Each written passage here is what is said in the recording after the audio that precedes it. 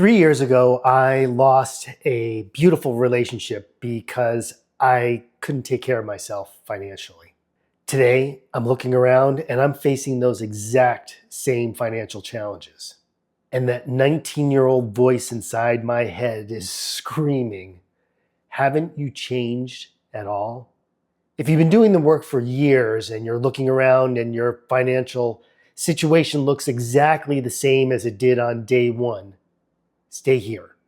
Today is day 29, and we're talking about the shame of starting all over again. My name is Gerald, and I am money drunk. And the principal reason why that relationship failed was because I couldn't take care of myself financially. I had lost another job. I lost a job again. I wasn't able to take care of my own living expenses, credit card bills, all kinds of loans, and I wasn't able to pay rent. I was doing gig work at the time, and it just wasn't enough money to pay those bills that I felt like I had to pay right now. And what I was making in gig work wasn't enough to pay the rent. So it just was no longer sustainable, and we had to part ways. And today, as I look at my financial situation, I'm in the exact same place. I'm not able to pay all of my bills today, and I'm still doing some gig work, and my financial situation looks exactly the same. And it feels like I haven't changed at all. And that's the loop that I find myself in, is that this looks, on the surface, it looks exactly the way that it looked 3 years ago. And I haven't changed. But what I really want to point out today is an area where things really have changed. Because I'm looking at the details of the circumstances, but I'm not looking so much at the transformation. And to me, what transformation is going from $0 to $10,000 a month. And that's not the transformation that I'm seeing. So I have to look a little bit deeper than that one monetary milestone, if you will. What has changed? Well, today I write down my numbers every day. What that means is I write down exactly how much I make, and I write down how much I'm spending each and every day.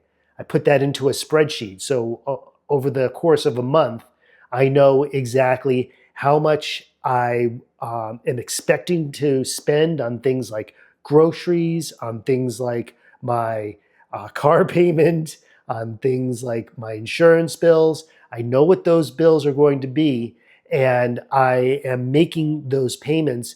And so there's no surprises on what I'm spending from month to month. And anytime that I want to spend something outside of that, then I have to sit down with myself. Ideally, I sit down with a group of a couple other people, and we make those sorts of financial decisions that don't necessarily fit into my spending plan. I know that may seem really restrictive, or, hey, that's my money, I should be able to spend it any way that I want.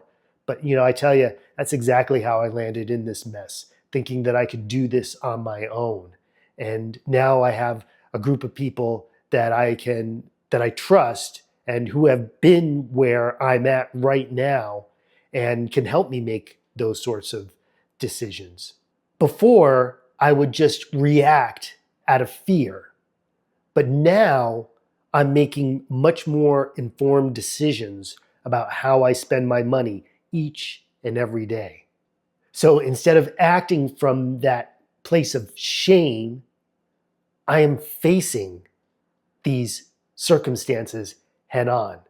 I know exactly what I have to pay on a daily basis, on a monthly basis. I'm no longer in vagueness about that. I'm facing that head on. And one of the biggest things that's really helped me along this path is looking at the evidence of the things that I've actually done. I'm showing up every day and I'm doing the work. I have a sponsor and I work the program, but also I'm showing up for you each and every day.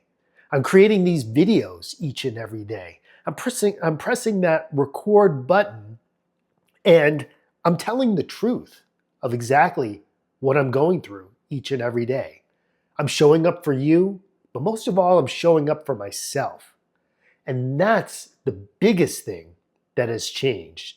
Because 3 years ago, I was hiding, I was avoiding, and I didn't want to look. I wanted to remain in vagueness. I didn't want any clarity around my finances.